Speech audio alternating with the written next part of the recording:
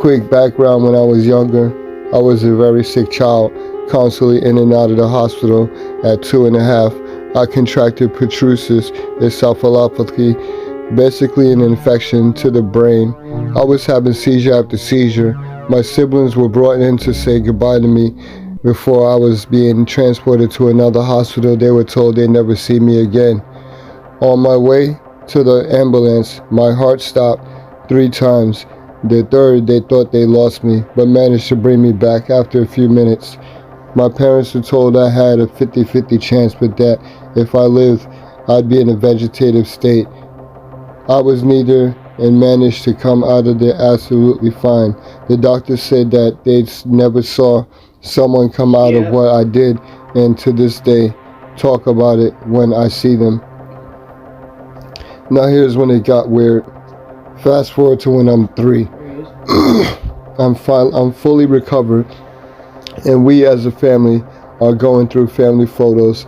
I point out one of my grandmother who died 9 years ago before I was born, and said, "There's Nanny Collins." My family was shocked because there was no photos of her around the house, and I've never been shown one. There was no way I knew what she looked like. Curious, they asked me, "How do you know that?" And I replied, "I was up in her house playing with Anne."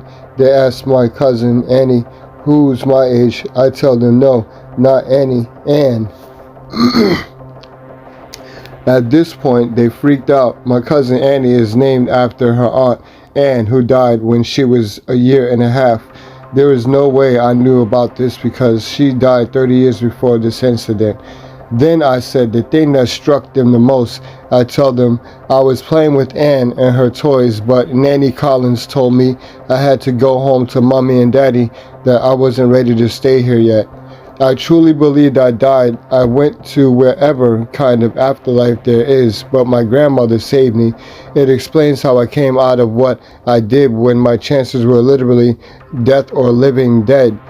For a few years after this, I spoke with my Nanny Collins and told my family whenever I was sad, she would come and cheer me up.